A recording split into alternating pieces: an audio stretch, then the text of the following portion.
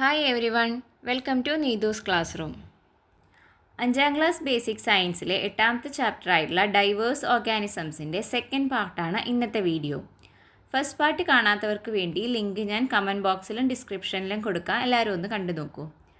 അപ്പോൾ നമുക്ക് ചാപ്റ്ററിൻ്റെ ബാക്കി ഭാഗം കൂടി ഒന്ന് നോക്കിയാലോ. അടുത്തത് നമ്മൾ നോക്കാനുള്ള topic the body of insects ആണ്. ഇൻസെക്ട്സിൻ്റെ ബോഡിയിലുള്ള ഭാഗങ്ങളും അതിൻ്റെ പ്രത്യേകതകളൊക്കെയാണ് പറയാൻ പോകുന്നത്. Observe the body parts such as antennae, legs, wings and eyes of the insect.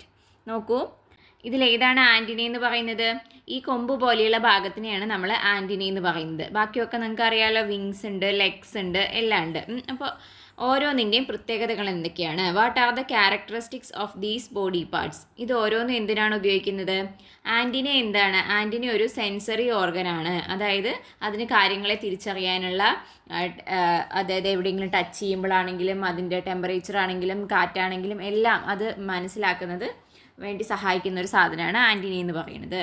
അതേപോലെ ഇൻസെക്റ്റിൻ്റെ ഐസിൻ്റെ പ്രത്യേകത എന്താണ്? ഇൻസെക്റ്റിൻ്റെ ഐസ് കോമ്പൗണ്ട് ഐസ് ആണ്. It helps to get wide field view. അതായത് ഈ കോമ്പൗണ്ട് ഐസ് നിങ്ങൾ ശ്രദ്ധിച്ചിട്ടുണ്ടാവും, ഇൻസെക്റ്റിന് നല്ല വലിയ കണ്ണുകളാണ്. തുമ്പിയുടെയൊക്കെ കണ്ണ് ശ്രദ്ധിച്ചിട്ടില്ലേ? വലിയ കണ്ണുകളാണ് അതിൻ്റെ ബോഡീനെ അപേക്ഷിച്ച് നോക്കുമ്പോൾ. ആൻഡ് അതൊരു കോമ്പൗണ്ട് ഐസ് ആണ്. അതായത് ആ ഒരു കണ്ണിൽ തന്നെ പല ചെറിയ ചെറിയ യൂണിറ്റുകൾ ചേർന്നിട്ടാണ് ഒരു കണ്ണുണ്ടായിരിക്കുന്നത്. അതുകൊണ്ടാണ് അതിനെ കോമ്പൗണ്ട് ഐസ് എന്ന് പറയുന്നത്. അതായത് കുറേ കുഞ്ഞു കുഞ്ഞു കണ്ണുകൾ ചേർന്നിട്ട് ഒരു വലിയ കണ്ണുണ്ടായിരിക്കുന്നത് പോലെ എന്ന് പറയാം. അതുകൊണ്ട് എന്താണ് ഗുണമുള്ളത്?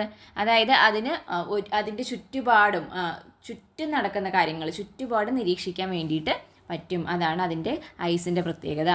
ഇനി വിങ്സ് ആണെങ്കിലോ, 2 pairs of wings help them to fly. അപ്പോൾ 2 പെയർ ഓഫ് വിങ്സ് ഉണ്ട്, അത് പറക്കാൻ സഹായിക്കുന്നുണ്ട്. അതുപോലെ ലെഗ്സ് ആണെങ്കിലോ, അതിൻ്റെ പ്രത്യേകത എന്താണ്? 6 jointed legs each with 5 segments. 6 കാലുകളുണ്ട്, 3 പെയറായിട്ട് 6 കാലുകളുണ്ട്. ആൻഡ് അതെല്ലാം പരസ്പരം കണക്റ്റഡ് ആണ്, ജോയിൻറ്റഡ് ആയിട്ടാണ് ഇരിക്കുന്നത്. അതേപോലെ തന്നെ ഓരോന്നും 5 segments ആയിട്ടാണ് ഉള്ളത്. നമ്മുടെ കൈ നമുക്കറിയാലോ, 2 സെഗ്മെൻറ്റ്, മുട്ടിന് മുകളിലേക്കും മുട്ടിന് താഴെയും പിന്നെ കൈപ്പത്തി, അങ്ങനെ നമുക്ക് 2-3 സെഗ്മെൻ്റ് ആയിട്ട് തോന്നുമല്ലോ. അപ്പോൾ ഇൻസെക്ട്സിന് എങ്ങനെയാണ്? ഓരോ ലെഗും 5 സെഗ്മെൻ്റ് ആയിട്ടാണ് ഉള്ളത്. Do other insects also have these characteristics? ബാക്കി ഇൻസെക്റ്റുകൾക്കും ഇതേ ക്യാരക്ടറിസ്റ്റിക്സ്, ഇതേ സാധനങ്ങളൊക്കെ ഉണ്ടാവുമോ എന്നാണ് ചോദിക്കുന്നത്. അപ്പോൾ എങ്ങനെയാണ്? എല്ലാ ഇൻസെക്റ്റുകൾക്കും പൊതുവേ ഈ ബോഡി പാർട്സും അതിൻ്റെ ഈ പ്രത്യേകതകളൊക്കെ ഉണ്ട്. പിന്നെ എന്തുണ്ടാവും? ഓരോന്നിൻ്റെ ഷേപ്പിലും സൈസിലൊക്കെ വ്യത്യാസം ഉണ്ടാവും. ബട്ട് കോമൺ ആയിട്ട് ഈ കാര്യങ്ങളൊക്കെ തന്നെയാണ് എല്ലാവർക്കും ഉണ്ടാവുക. സോ ഇതൊക്കെയാണ് ഇൻസെക്ട്സിൻ്റെ ബോഡി പാർട്സും അതിൻ്റെ പ്രത്യേകതകളും. ഇനി നമ്മൾ ഇൻസെക്ട്സുകളെ കഴിഞ്ഞിട്ട് ഫിഷസിലേക്ക് നോക്കുകയാണെങ്കിലോ, You have learned the adaptations of fish for aquatic life, haven't you? What are they? അപ്പോൾ മീനുകൾക്ക് വെള്ളത്തിൽ ജീവിക്കാൻ വേണ്ടിയിട്ട് അതിൻ്റെ ശരീരത്തിൽ കുറേ പ്രത്യേകതകളുണ്ട്. അത് നിങ്ങൾ ഓൾറെഡി ചെറിയ ക്ലാസ്സിലൊക്കെ പഠിച്ചിട്ടുണ്ടാവും. അത് ഏതൊക്കെയാണെന്നാണ് ഒന്നും കൂടി നമുക്ക് ഓർത്തെടുത്താലോ. എന്തൊക്കെയാണുള്ളത്? ഫിഷസിന് gills helps to breathe oxygen from water. അപ്പം നമുക്ക് ലങ്സ് ഉള്ളതുപോലെ, നമുക്ക് ശ്വാസകോശം ഉള്ളതുപോലെ ഫിഷസ് ശ്വസിക്കുന്നത് എന്തിലൂടെയാണ്? ഗിൽസിലൂടെയാണ് അല്ലേ? അതിൻ്റെ ഈ നമ്മൾ മീനിനെയൊക്കെ കൊണ്ടുവരുമ്പോൾ കണ്ടാൽ അറിയാം, അതിൻ്റെ ചെകിളകൾ ഉണ്ടാവും 2 ഭാഗത്തും. അതിൻ്റെ അടിയിൽ ഒരു ഫാൻ പോലെയുള്ള വിഷറി പോലെയുള്ള ഭാഗമുണ്ട്. അതിനെയാണ് എന്ത് പറയുക? ഗിൽസ് എന്ന് പറയുക. അപ്പോൾ ആ ഗിൽസിലൂടെയാണ് ഫിഷസ് എന്ത് ചെയ്യുക? ശ്വസിക്കുന്നത്. അത് എന്തിനു സഹായിക്കുന്നു? ഫിഷസ് നമ്മളെപ്പോലെ എയറിൽ നിന്നാണോ ഓക്സിജൻ എടുക്കുന്നത്? അല്ല, വെള്ളത്തിൽ ഡിസോൾവ് ആയിട്ടുള്ള ഓക്സിജനാണ് ഫിഷസ് ശ്വസിക്കുന്നത്. അപ്പോൾ ആ വെള്ളത്തിൽ നിന്നുള്ള ഓക്സിജൻ എടുക്കാൻ വേണ്ടിയിട്ട് ഹെൽപ്പ് ചെയ്യുന്നത് ആരാണ്? ഗിൽസ് ആണ്. അതേപോലെ തന്നെ അടുത്ത പോയിന്റ് നമുക്ക് പറയാം, shape of the body helps to move through water. ഇനി എല്ലാ മീനുകൾക്കും ഒരു പ്രത്യേക ഷേപ്പാണുള്ളത് അല്ലേ? അല്ലാതെ സ്ക്വയർ ആയിട്ടോ റൗണ്ട് ആയിട്ടോ ഒന്നുമല്ല, ഒരു പ്രത്യേക ഷേപ്പ് ഉണ്ട്. അതെന്തിനു വേണ്ടി സഹായിക്കുന്നു? വെള്ളത്തിലൂടെ ഇങ്ങനെ മൂവ് ചെയ്യാൻ വേണ്ടി സഹായിക്കുന്നു. Fins and tail helps to swim forward. അതേപോലെ അതിന് എന്തുണ്ട്? ചിറകുകളും വാലും ഉണ്ട്, അത് നീന്താൻ സഹായിക്കുന്നുണ്ട്. Swim bladder helps to maintain buoyancy. അതായത് ഈ മീനുകളുടെ ഉള്ളിലൊക്കെ ഒരു വായു നിറച്ചിട്ടുള്ള ഒരു അറ പോലെ ഭാഗം ഉണ്ടാവും. അത് അതിനെ വെള്ളത്തിൽ പൊങ്ങിക്കിടക്കാൻ വേണ്ടിയിട്ട് ഹെൽപ്പ് ചെയ്യുന്നതിന് വേണ്ടിയാണ്. വെള്ളത്തിൽ പൊങ്ങിക്കിടക്കുന്നതിനെയാണ് ബൊയൻസി എന്ന് പറയുക കേട്ടോ. വെള്ളത്തിൽ പൊങ്ങിക്കിടക്കുന്നതിനെയാണ് ബൊയൻസി എന്ന് പറയുക. Okay. Then offsprings of fishes are hatched from eggs. ഇനി ഫിഷിൽ പുതിയ പുതിയ ഫിഷുകൾ ഉണ്ടാവുന്നത്, അതിൻ്റെ ഓഫ്സ്പ്രിങ്സുകൾ കുട്ടികൾ ഉണ്ടാവുന്നത് മുട്ട വിരിഞ്ഞിട്ടാണ്. In which months do lay fish lay eggs in our area? നമ്മുടെ നാട്ടിൽ പൊതുവേ മീനുകൾ മുട്ടയിടുന്ന ഒരു കാലം എന്ന് പറയുന്നത് ജൂൺ ജൂലൈ ആ ഒരു സമയത്താണ്. Why is there a ban on trawling on the Keralam coast in June and July? Discuss with your friends and present the conclusion in the class. അതായത് കേരളത്തിൻ്റെ കടൽ തീരങ്ങളിൽ ജൂൺ ജൂലൈ മാസങ്ങളിൽ മീൻ പിടിക്കാൻ പോകാൻ പറ്റില്ല. ട്രോളിംഗ് നിരോധനമാണ്. അതെന്തുകൊണ്ടാണ്? കാരണം ആ സമയത്താണ് മീൻ മുട്ടയിടുന്ന സമയം. അപ്പോൾ ആ മീൻ മുട്ടയിടുന്ന സമയത്ത് മീനിനെയും കടലിലേക്ക് പോവുകയോ മീനിനെ പിടിക്കുകയൊക്കെ ചെയ്ത് കഴിഞ്ഞാൽ മീനും മുട്ടകളും ഒക്കെ നശിച്ചു പോകും. അപ്പോൾ അടുത്തൊരു സീസണിൽ കടലിൽ എന്ത് ചെയ്യും? മീനിൻ്റെ എണ്ണം കുറയും. അപ്പോൾ അത് ആർക്ക് തന്നെയാണ് ബുദ്ധിമുട്ട്? മീൻ പിടിക്കാൻ പോകുന്നവർക്ക് തന്നെയാണ് അത് പ്രധാനമായിട്ട് ബുദ്ധിമുട്ടുണ്ടാക്കുക. അതുകൊണ്ട് തന്നെ ആ സമയത്ത് മീൻ പിടിക്കാൻ പോകാതിരുന്നാലാണ് കൂടുതൽ മീനുകൾ മുട്ടയിടുകയും കൂടുതൽ മീനുകൾ അടുത്ത സീസണിലേക്ക് ഉണ്ടാവുകയും ചെയ്യുള്ളൂ. ദെൻ നോക്കൂ, flood plain breeding run or ഊത്തകയറ്റം എന്ന് പറഞ്ഞാൽ the migration of the fishes in large numbers to water bodies such as streams, fields, small lakes and backwaters for breeding during the monsoon in the month of June is known as floodplain breeding run. അതായത് ഈ മീനുകൾ മുട്ടയിടാൻ വേണ്ടിയിട്ട് എന്ത് ചെയ്യും? കായലുകളിലേക്കും അതുപോലെ ഈ പാടം ഒക്കെ ഉണ്ടല്ലോ, വെള്ളം കയറുന്ന പാടം, അതായത് ആ മൺസൂൺ സീസണിൽ ജൂൺ ജൂലൈ സമയത്ത് മഴ പെയ്ത് വെള്ളം കയറുമ്പോൾ അതിൻ്റെ കൂടെ എന്ത് ചെയ്യും? ഈ മീനുകൾ ഇങ്ങനെ ഉള്ളിലേക്ക് വരും. അതായത് വലിയ കടലിൽ നിന്നും പുഴയിൽ നിന്നൊക്കെ എന്ത് ചെയ്യും? ചെറിയ ചെറിയ ഇത്തരം സ്ഥലങ്ങളിലേക്ക്, കായലുകളിലേക്ക്, കുളങ്ങളിലേക്ക് അങ്ങനെയൊക്കെ കയറി വരും. എന്നിട്ട് എന്ത് ചെയ്യും? ഇവിടെ മുട്ടയിട്ടിട്ട് അത് തിരിച്ചു പോവും. അപ്പോൾ ആ മുട്ടയിടാൻ വേണ്ടി അതിങ്ങനെ കയറി വരുന്നതിനെയാണ് എന്ത് പറയുന്നത്? അതിൻ്റെ ഒരു മൈഗ്രേഷനെയാണ് ഊത്തകയറ്റം അല്ലെങ്കിൽ ഫ്ലഡ് പ്ലെയിൻ ബ്രീഡിംഗ് റൺ എന്ന് പറയുന്നത്. Catching fish during this period will reduce the stock of fishes. Fishing during this period is illegal. അപ്പോൾ ആ സമയത്ത് മീനിനെ പിടിച്ചു കഴിഞ്ഞാൽ എന്തുണ്ടാവും? ഇതിങ്ങനെ മുട്ടയിടാൻ പറ്റില്ല, അതുകൊണ്ട് കൂടുതൽ കുഞ്ഞുങ്ങൾ ഉണ്ടാവില്ല. അപ്പോൾ അതിൻ്റെ നമ്മുടെ നാട്ടിൽ ഫിഷിൻ്റെ അവൈലബിലിറ്റീനെ അത് ബാധിക്കും. അതുകൊണ്ടാണ് ആ സമയത്ത് fishing നിരോധിച്ചിരിക്കുന്നത്. Some fishes hatch their eggs inside their body. Find out and write examples for such fishes. ഇനി ചില മീനുകൾ, സാധാരണ മീനുകൾ എന്ത് ചെയ്യുന്നു? മുട്ടയിടുന്നു, മുട്ട വിരിഞ്ഞു കുഞ്ഞുങ്ങളുണ്ടാകുന്നു. ഇനി ചില മീനുകൾ കുഞ്ഞുങ്ങളെ പ്രസവിക്കുന്നവയാണെന്ന് പറയും. അത് ശരിക്കും പ്രസവിക്കുന്നതല്ല. എന്താണ് സംഭവിക്കുന്നത്? അവരുടെ മുട്ട അവരുടെ ബോഡിയുടെ ഉള്ളിൽ, ശരീരത്തിൻ്റെ ഉള്ളിൽ വെച്ചിട്ട് തന്നെ വിരിഞ്ഞിട്ട് കുഞ്ഞുങ്ങൾ മാത്രമാണ് പുറത്തേക്ക് വരുന്നത്. അതിന് ലൈവ് ബെയറർ എന്ന് പറയും. അതിനുള്ള ചില എക്സാമ്പിളുകളാണ്. നോക്കൂ, find out and write examples for such fishes. അതിനൊരു എക്സാമ്പിൾ ഷാർക്കാണ്. അതെന്ത് ചെയ്യാണ്? ഇങ്ങനെ കുഞ്ഞുങ്ങളെ മുട്ട ശരീരത്തിൻ്റെ ഉള്ളിൽ തന്നെ വെച്ച് വിരിഞ്ഞിട്ട് കുഞ്ഞുങ്ങളാണ് പുറത്തേക്ക് വരിക. അതേപോലെ വേറെ ആൾക്കാരുള്ളതാണ് guppies, mollies, platies, swordtails. ഇതൊക്കെ എന്തിന് എക്സാമ്പിളാണ്? ഇത്തരത്തിൽ ശരീരത്തിൻ്റെ ഉള്ളിൽ വെച്ച് മുട്ട വിരിഞ്ഞ് കുഞ്ഞുങ്ങളെ പുറത്തേക്ക് വിടുന്നതിന് എക്സാമ്പിളാണ്. അപ്പോൾ അതിന് നമുക്ക് കാണുമ്പോൾ എന്ത് തോന്നും? കുഞ്ഞുങ്ങളെ പ്രസവിക്കുന്നത് പോലെ തോന്നും. ബട്ട് ആക്ച്വലി നടക്കുന്നത് ഇതാണ്. അപ്പോൾ ഈ എക്സാമ്പിളുകൾ 1-2 നോക്കി വയ്ക്കൂ കേട്ടോ. Then the fishes in the picture are familiar to you, aren't they? Compare their habitats and prepare a notes. 2 മീനുകളുടെ picture കൊടുത്തിട്ടുണ്ട്. ഏതൊക്കെയാണ്? മുഷിയും സാർഡൈനും. ഇതിൽ നിങ്ങളിൽ ചിലരൊക്കെ മുഷി കണ്ടിട്ടുണ്ടാവും. ഇതുപോലെ കൊമ്പ് പോലെയൊക്കെയുള്ള മീനാണ്. അത് ഒരു ശുദ്ധജല മത്സ്യമാണ്. അതായത് അത് നമ്മുടെ ഈ തോടുകളിൽ അല്ലെങ്കിൽ പുഴകളിൽ അങ്ങനെയൊക്കെയാണ് മുഷീനെ കാണുള്ളൂ. പക്ഷേ സാഡൈ എന്ന് പറയുന്നത് നമ്മളെല്ലാവരും കണ്ടിട്ടുള്ള കോമൺ ആയിട്ടുള്ള നമ്മുടെ മത്തി അല്ലെങ്കിൽ ചില സ്ഥലങ്ങളിൽ ചാള എന്ന് പറയും, അങ്ങനെയൊക്കെയുള്ള മീനാണ്. ഈ മുഷിക്കും കോമൺ നെയിം പലതും ഉണ്ട് കേട്ടോ. നിങ്ങളുടെ വീട്ടിലെ മുതിർന്നവരോട് ചോദിച്ചാൽ അവർക്കൊക്കെ പരിചയമായിട്ടുണ്ടാകും. ഓക്കെ, അപ്പോൾ ഇതിൻ്റെ രണ്ടിൻ്റെയും ഹാബിറ്റാറ്റ്സ്, അതായത് അത് രണ്ടും ജീവിക്കുന്ന ചുറ്റുപാടുകളിലുള്ള വ്യത്യാസങ്ങൾ എന്താണെന്ന് പറയാൻ വേണ്ടിയിട്ടാണ് പറയുന്നത്. അപ്പോൾ നമ്മൾ ആദ്യം പറഞ്ഞ പോലെ തന്നെ മുഷി എന്ന് പറയുന്നത് എന്താണ്? It is A fresh water fish. പക്ഷേ സാർഡൈൻ എന്ന് പറയുന്നത് സോൾട്ട് വാട്ടറിൽ, കടലിൽ ജീവിക്കുന്ന ഒരു കടൽ മത്സ്യമാണ്. പക്ഷേ മുഷി എന്ന് പറയുന്നത് ഫ്രഷ് വാട്ടർ ഫിഷാണ്. It mostly live in puddles, rivers, ponds and streams. They live in marshy and wet areas and can survive without water. അതായത് മുഷി എങ്ങനെയാണെന്ന് വെച്ചാൽ കുറച്ച് ചെളിയുള്ള, കുറച്ച് നനവുള്ള, ചെളിയുള്ള അങ്ങനെയൊക്കെ പ്രദേശങ്ങളിൽ വെള്ളത്തിൻ്റെ പ്രസൻസ് ഉണ്ടാകും. പക്ഷേ എന്നാൽ അങ്ങനെ ഒരുപാട് ഇതല്ലാത്ത ഏരിയകളാണ് ഉണ്ടാവുക. ചെറിയ കുളങ്ങളിൽ അതേപോലെ ചെറിയ പുഴകളിൽ അങ്ങനെയൊക്കെ പുഴയുടെ സൈഡിൽ അങ്ങനെയൊക്കെ ഉണ്ടാകുന്നതാണ് മുഷി എന്ന് പറയുന്നത്. ആൻഡ് അതിന് എന്താണ് പ്രത്യേകത എന്ന് വെച്ചാൽ നമ്മൾ കുറച്ച് നേരം അതിനെ പിടിച്ച് കരയിൽ ഇട്ടാലും എന്ത് ചെയ്യും, അത് അങ്ങനെ പെട്ടെന്നൊന്നും ചത്തുപോവില്ല. അതിന് കുറച്ച് നേരമൊക്കെ എന്ത് ചെയ്യാൻ പറ്റും, വെള്ളം ഇല്ലാതെ സർവൈവ് ചെയ്യാൻ വേണ്ടിയിട്ട് പറ്റും.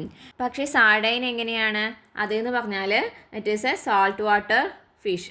Sardine lives in salt water, ocean, seas and other bodies of water around the world. അതായത് സമുദ്രങ്ങളിലും കടലുകളിലും അങ്ങനെ ഉപ്പുവെള്ളം ഉള്ള ഒരു ഏരിയയിൽ ഉപ്പുവെള്ളത്തിൽ ജീവിക്കുന്ന മത്സ്യമാണ് സാർഡൈൻ എന്ന് പറയുന്നത്. ഓക്കെ, അടുത്തത് നമ്മൾ നോക്കാൻ പോകുന്നത് വേറൊരു ടൈപ്പ് ഓഫ് ഓർഗാനിസംസിനെ കുറിച്ചിട്ടാണ്. അതാണ് amphibians. Look, there are many fish in our water lily pond. They are not fish, they are tadpoles. അതായത് രണ്ട് കുട്ടികൾ എന്താ പറയുന്നത്, അവരുടെ ആമ്പൽക്കുളത്തിൽ എന്തുണ്ട്, കുറേ കുഞ്ഞ് മത്സ്യങ്ങളുണ്ട് എന്നാണ് പറയുന്നത്. അപ്പോൾ വേറെ കുട്ടി പറയുന്നു അത് മീനുകളല്ല, അത് ടാഡ്പോൾസ് ആണ്, അതായത് തവളയുടെ കുഞ്ഞുങ്ങളാണ്, വാൽമാക്രികളാണ് എന്നാണ് പറയുന്നത്. അപ്പോൾ ഫ്രോഗിൻ്റെ ലൈഫ് സൈക്കിളിൽ വരുന്ന ഒരു ഭാഗമാണ് ഈ ടാഡ്പോൾസ് എന്ന് പറയുന്നത്. നമ്മൾ കഴിഞ്ഞ വീഡിയോയിൽ ഇതിൻ്റെ കാര്യം നമ്മൾ ജസ്റ്റ് ഒന്ന് പറഞ്ഞു പോയിരുന്നു. ഏത് ടോപ്പിക്ക് പറഞ്ഞപ്പോൾ, മെറ്റമോർഫോസിസ് പറഞ്ഞപ്പോൾ അല്ലേ. അപ്പോൾ അതേപോലെ ഇതിലൊരു ലൈഫ് സൈക്കിൾ കൊടുത്തിട്ടുണ്ട്. Observe the life cycle of a frog. You can see many changes that the tadpoles undergoes to attain full growth and become a frog. അപ്പോൾ ഒരു തവള, ഒരു ഫ്രോഗ് മുട്ടയിട്ട് കഴിഞ്ഞിട്ട് അത് ഡയറക്റ്റായിട്ട് മുട്ട വിരിഞ്ഞിട്ട് എന്തായിട്ടല്ല വരുന്നത്, തവളയുടെ അതേ രൂപത്തിലുള്ള കുഞ്ഞുങ്ങളായിട്ടല്ല വരുന്നത്, അത് വേറൊരു രൂപത്തിലാണ് വരുന്നത്. അതിനെയാണ് ടാഡ്പോൾസ് എന്ന് പറയുന്നത്, ഒരു കുഞ്ഞു മീനുകളുടെ ഷേപ്പിൽ. പിന്നെ അതിന് കുറേ മാറ്റങ്ങൾ വന്നിട്ടാണ് അത് ഒരു ഫുള്ളി ഗ്രോൺ ആയിട്ടുള്ള വലിയൊരു ഫ്രോഗായിട്ട് മാറുന്നത്. What are the adaptations that the tadpoles have for living in water. അപ്പോൾ ഈ ടാഡ്പോൾസ് കംപ്ലീറ്റ് ആയിട്ട് എവിടെയാണ് ജീവിക്കുക, വെള്ളത്തിലാണ് ജീവിക്കുക.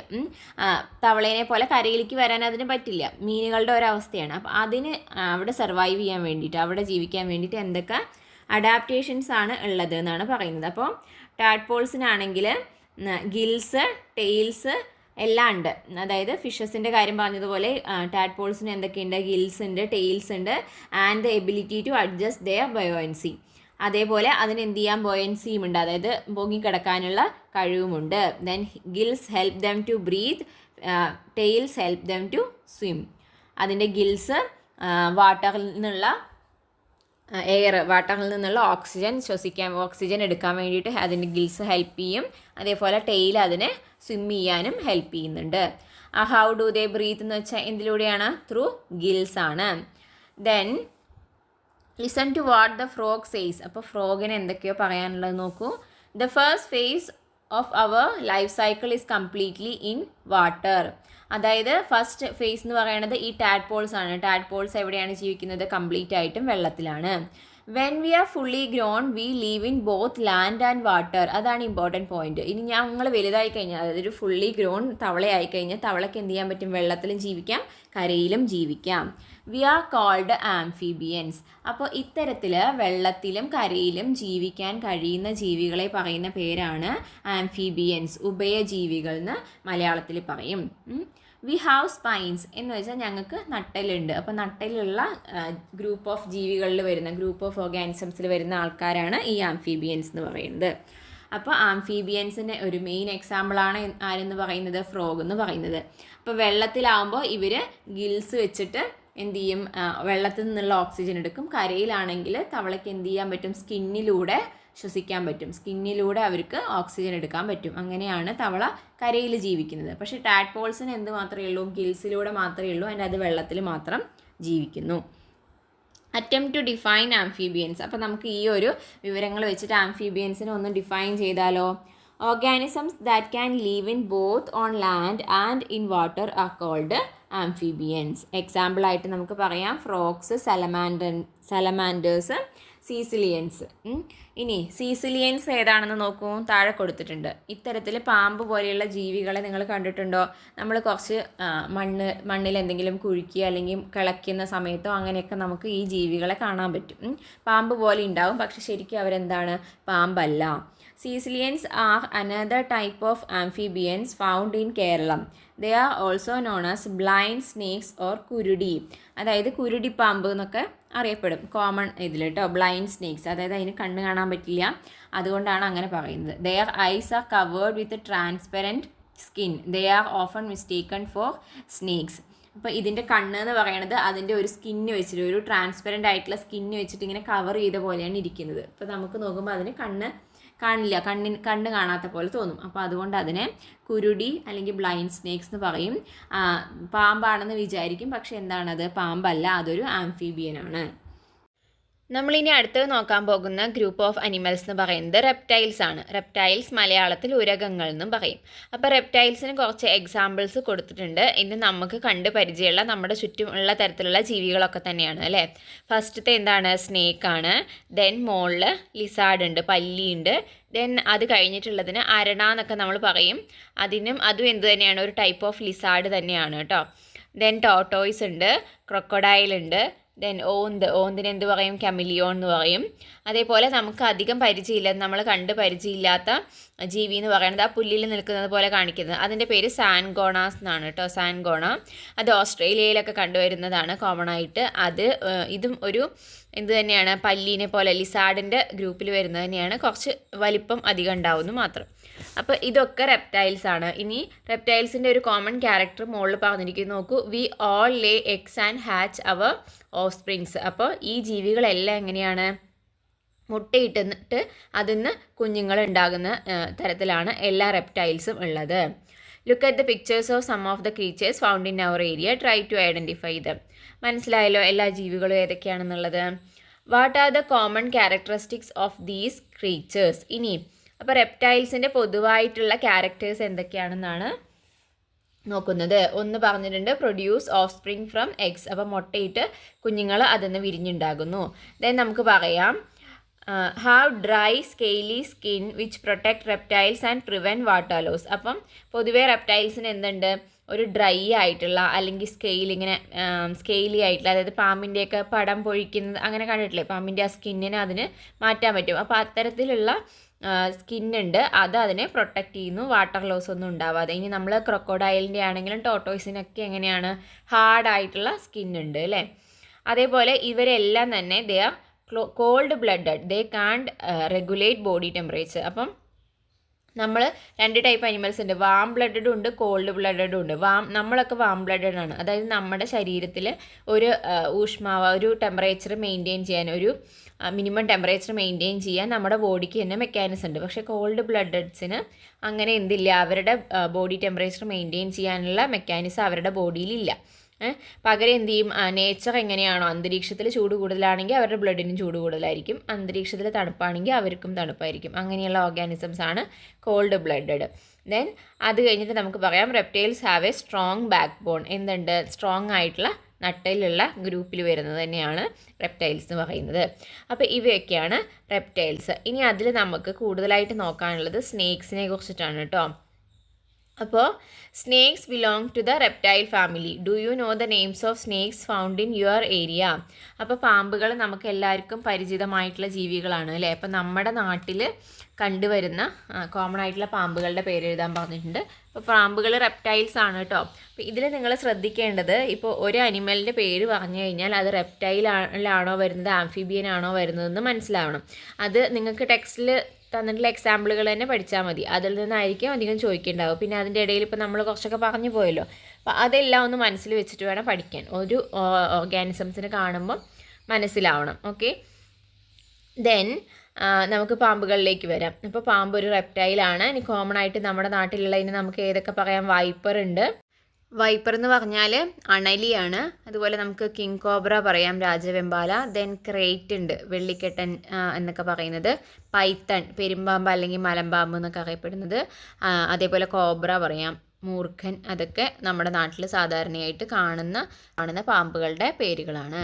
Then are all the snakes venomous which are non venomous ones? അതായത് എല്ലാ പാമ്പുകളും, നമ്മുടെ നാട്ടിലുള്ള എല്ലാ പാമ്പുകളും വിഷമുള്ളതാണോ? അല്ല, പല പാമ്പുകൾക്കും എന്താണ്? വിഷമില്ലാത്ത പാമ്പുകളാണ് കൂടുതലും ഉള്ളത്. അപ്പം അതിൻ്റെ പേരുകൾ എഴുതാൻ പറഞ്ഞിട്ടുണ്ട്. ഒന്ന് റാറ്റ് സ്നേക്ക് എന്ന് പറഞ്ഞിട്ടുണ്ട്. റാറ്റ് സ്നേക്ക് എന്ന് വെച്ചാൽ ചേരാന്ന് നമ്മൾ പറയില്ലേ, അതാണ് റാറ്റ് സ്നേക്ക്. അപ്പോൾ അതൊരു വിഷമില്ലാത്ത പാമ്പാണ്. അതുപോരാതെ നമുക്ക് 2-3 എക്സാമ്പിൾ പറയുകയാണെങ്കിൽ മഡ് സ്നേക്ക് ഉണ്ട്. Mud snake, dog faced water snake, ഇതൊക്കെ എന്തിന് എക്സാമ്പിളാണ്? നോൺ വിനമസ് സ്നേക്കുകൾക്ക് എക്സാമ്പിളാണ് കേട്ടോ. അതൊക്കെ എഴുതാൻ പറ്റും. ദെൻ വെനമസ് സ്നേക്കുകളെ കുറിച്ച് കുറച്ച് ഡീറ്റെയിൽസ് കൊടുത്തിട്ടുണ്ട്. Check out the indicators to identify common venomous snakes found in Kerala. കേരളത്തിലുള്ള കോമൺ ആയിട്ടുള്ള വിഷമുള്ള പാമ്പുകളാണ് ഈ കൊടുത്തിരിക്കുന്നത്. ഫസ്റ്റ് കോബ്ര മൂർഖനാണ് അല്ലേ. Expandable hood, 2 interconnected rings at the back of the hood, 2 wide bands across and below the neck. അപ്പോൾ നമുക്ക് അതിൻ്റെ ലക്ഷണങ്ങൾ അല്ലെങ്കിൽ അതിൻ്റെ ശരീരത്തിലുള്ള പ്രത്യേകതകളാണ് പറയുന്നത്. അതിനിങ്ങനെ പത്തി വിരിക്കാൻ പറ്റും അല്ലേ, പാമ്പ് ഇങ്ങനെ പൊങ്ങി നിൽക്കില്ലേ, അപ്പോൾ അങ്ങനെ പറ്റുന്നതാണ് കോബ്രയ്ക്ക്. അതേപോലെ അതിൻ്റെ ആ പ്രത്യേക ഷേപ്പിലുള്ള ആ ഒരു ഡിസൈൻ ഉണ്ടല്ലോ, അതിൻ്റെ തലയുടെ ബാക്കിലുള്ള ആ ഒരു ഡിസൈൻ, 2 റിങ് പോലെ എന്നിട്ട് അത് കണക്റ്റഡ് ആയ പോലെ, അതുപോലെ തന്നെ നെക്കിൻ്റെ അവിടെയായിട്ട് ഇങ്ങനെ ബാൻഡ് പോലെ 2 വരകളും ഉണ്ട്. അതൊക്കെയാണ് കോബ്രേനെ ഐഡൻറ്റിഫൈ ചെയ്യാനുള്ള മാർക്കുകൾ. ഇനി അത് കഴിഞ്ഞിട്ട് കിങ് കോബ്ര വരികയാണെങ്കിലോ, അതായത് രാജവെമ്പാല എന്ന് പറയുമ്പം അതിൻ്റെ ഡിസൈനിൻ്റെ ഒരു ഷേപ്പ് കണ്ടോ, അതിങ്ങനെ പത്തി പൊക്കി നിൽക്കുമ്പോൾ അതിലിങ്ങനെ ഒരു ഇൻവേർട്ടഡ് വി ഷേപ്പിലുള്ള ഡിസൈനാണ് ആ വെള്ള ഡിസൈൻ ഉള്ളത്. അതേപോലെ ലെങ്ത് അപ് ടു 5 meters, 5 മീറ്ററോളം നീളം വരും. Bands in front of the body, ശരീരത്തിൻ്റെ മുകളിൽ എന്തുണ്ട്, ഇങ്ങനെയുള്ള ബാൻഡുകളുണ്ട്, വെള്ള കളറുള്ള വരകൾ ഇങ്ങനെ ഉണ്ട്. Dark black colour of the tail, ഇനി വാലിനാണെങ്കിൽ നല്ല കറുത്ത കളറായിരിക്കും ഉണ്ടാവുക. ഇതൊക്കെ കിങ് കോബ്രയുടെ ഐഡൻറ്റിഫിക്കേഷൻ മാർക്കുകളാണ്. അതേപോലെ കോമൺ ക്രേറ്റ്, ഇതിനെയാണ് വെള്ളിക്കെട്ടെന്ന് പറയും, ശംഖുവരൻ എന്ന് പറയും, 8 അടി വീരൻ എന്നൊക്കെ മലയാളത്തിൽ പല സ്ഥലങ്ങളിലും പല പേരുകളിലാണ് ഇത് അറിയപ്പെടുന്നത് കേട്ടോ. അതിൻ്റെ പ്രത്യേകത എന്താ വെച്ചാൽ വെള്ളിക്കെട്ടെന്ന് പറയാൻ കാരണം visible white bands across the body, deep black colour, നല്ല ബ്ലാക്ക് കളറാണ്, എന്നിട്ട് അതിലിങ്ങനെ സിൽവർ കളറിലുള്ള വരകളുണ്ട്, അതുകൊണ്ട് വെള്ളിക്കെട്ടെന്ന് പേരുള്ളത്. കോമൺ ക്രേറ്റ് കേട്ടോ. ദെൻ അടുത്തത് റസൽസ് വൈപ്പർ, അത് അണലിയാണ്. വൈപ്പർ അണലിയാണ്. Large triangle shaped head, chain like ovals on the body. അതിൻ്റെ തല എന്ന് പറയണത് ഒരു ട്രയാങ്കിൾ ഷേപ്പിലുള്ള ഒരു ഷേപ്പായിരിക്കും അതിൻ്റെ തലയ്ക്ക്. അതേപോലെ അതിൻ്റെ പുറത്തുള്ള ഡിസൈൻ കണ്ടോ, ഓവൽ ഷേപ്പിലുള്ള ഡിസൈനും ഫുൾ ബോഡിയിൽ ഇങ്ങനെ പോയിട്ടുണ്ട്. അതാണ് അണലി. ദെൻ ബീക്ക്ഡ് സീ സ്നേക്ക്, ഇതിനെ വലകടിയൻ പാമ്പ് എന്നാണ് മലയാളത്തിൽ പറയണത്. അതായത് ഇത് വെള്ളത്തിൽ കാണുന്നതാണ്, കടലിലൊക്കെ കാണുന്ന പാമ്പാണ്. അപ്പോൾ ഇതെങ്ങനെയാണെന്ന് വെച്ചാൽ മീനിന് വേണ്ടിയിട്ട് വലയിടുമല്ലോ മത്സ്യ പിടിക്കാൻ പോകുന്ന ആൾക്കാർ. അപ്പോൾ അങ്ങനെ വലയിടുമ്പോൾ ഇത് വലയിൽ ഇങ്ങനെ കടിച്ച് പിടിച്ചിരുന്നിട്ട് വലയിനെ കടിച്ച് മുറിക്കും. അതുകൊണ്ടാണ് അതിനെ വലകടിയൻ പാമ്പെന്ന് പറയുന്നത്.